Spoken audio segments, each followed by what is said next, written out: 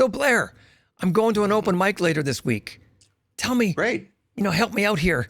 What are your 3 golden rules for an open mic? Oh, I want to talk to you about that. I've got 3. I might even have more.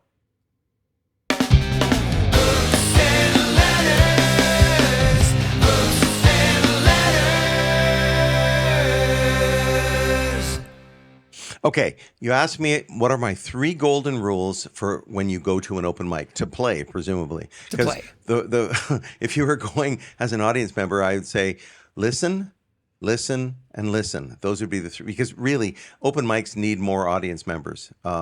Maybe tip your bartender, that kind of thing. Yeah. But if you're talking about it as a performer, I would say the very first one is own the moment, own the stage. And what do I mean by that? I mean, you're performing to an audience that is going to listen to you. That's a gift. That's a huge gift and really valuable.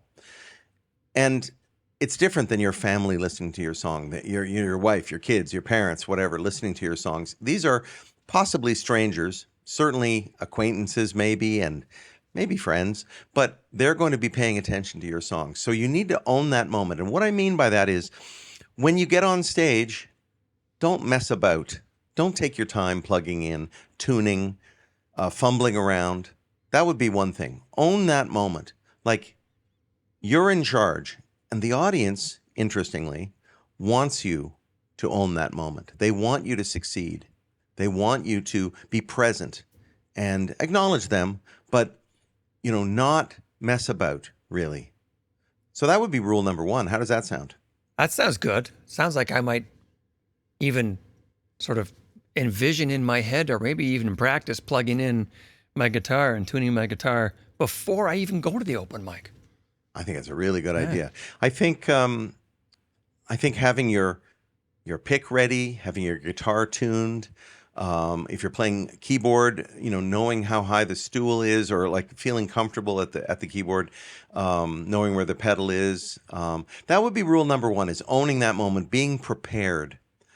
Rule number 2 for me would be don't apologize. Why do I say that? Like, do people really do that?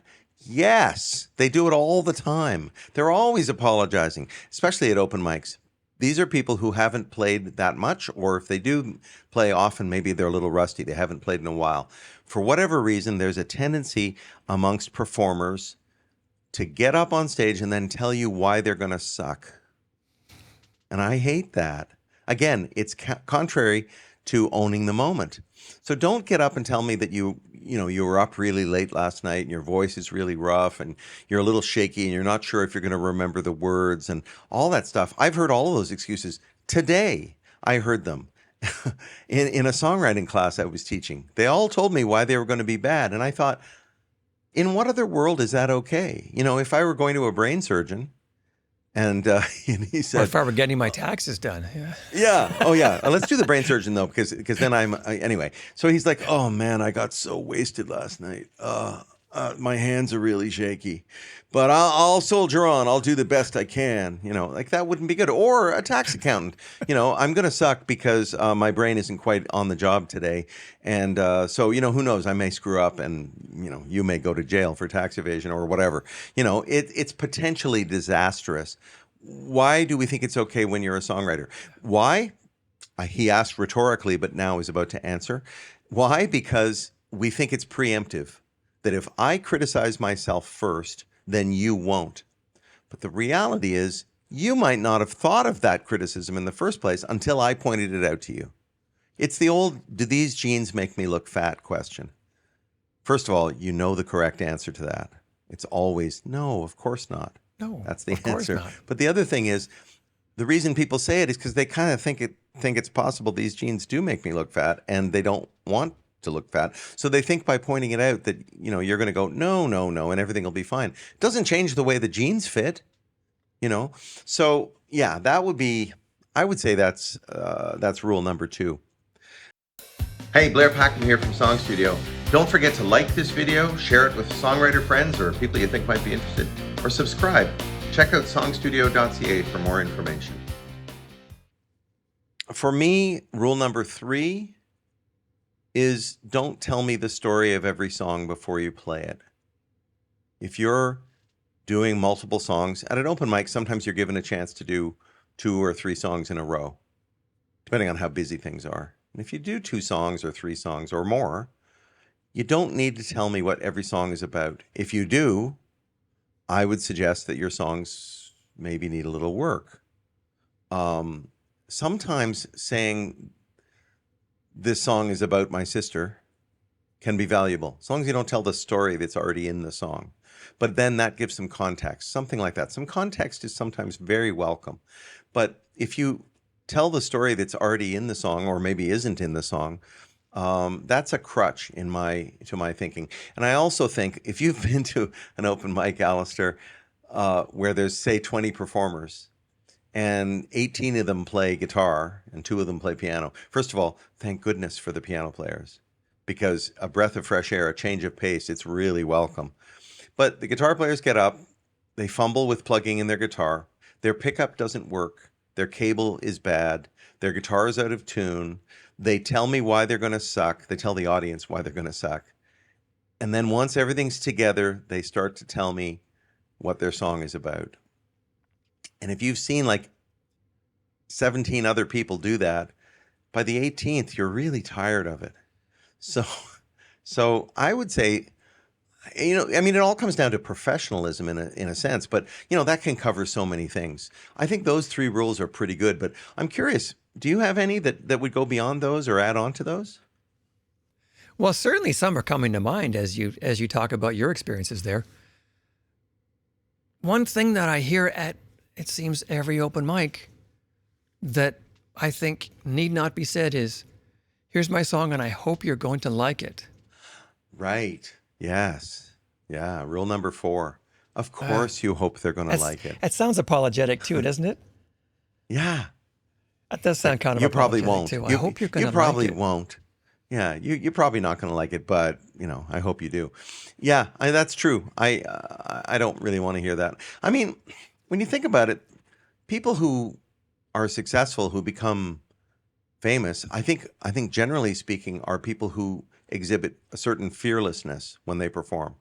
Again, there are exceptions, really shy performers, but most of the time it's people who own the stage, who don't mess around, who don't apologize, and who are confident, even if their whole thing is to be sort of shy. Ron Sexsmith comes to mind.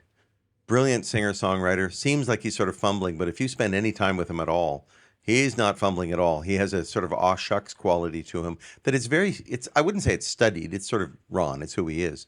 But it's very charming, and it seems like he's not in control, but he's really in control, and he runs things tight. He runs a tight ship. And the people who are successful in this world, I think, are people like that, because I think the audience wants to see that. Yeah. Well, there's another one that comes to mind is, and I guess it goes hand in hand with you saying, own that moment.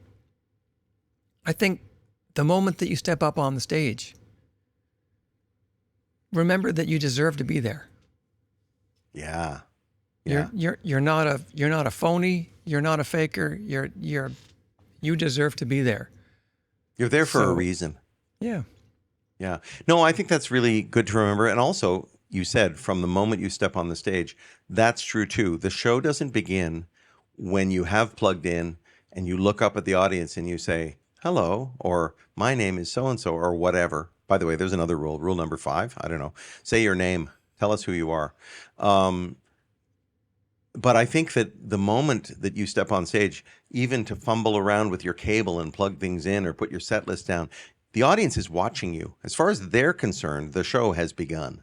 Mm-hmm. So, don't go up in I don't know what you'd be wearing, a bathing suit, and then go set up your guitar and then go change into your performing suit, whatever that is. You know what I mean? Like the show has happened, unless you've got a road crew that does that stuff for you, or unless wearing a bathing suit is part of your act, which I concede is possible. It's possible. Yeah. It's not mine. It's not part of my act. You wouldn't want that. And I think there's one other thing that comes to mind. Oh, you've got another one? Okay. That comes to mind. And this has as much to do with when you're on stage as when you're not on the stage at an open mic. Yep.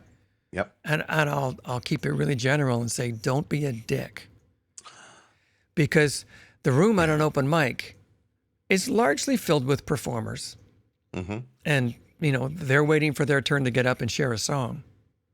But when someone else is up there sharing a song, show a little damn respect. Yeah, that could be a whole episode of Hooks and Ladders in and of itself, just called Open Mics, don't be a dick. Don't be a dick. Because it's a bunch of things. It's, be prepared to buy a drink of some kind. It doesn't have to be an alcoholic drink, but be prepared to buy a drink, to pay some money, because whoever owns the venue is supplying this venue for the use of a bunch of songwriters. Be prepared to listen. Don't come and do your 2 songs or whatever and then just leave. Don't talk while other people are performing. Don't distract. Don't make it all about you, because believe me, it's not all about you, whether you like it or not. It's not.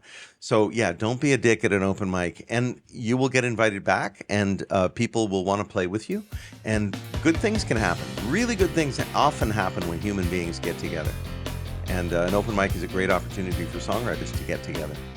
So is our workshop. Our workshop, Song Studio.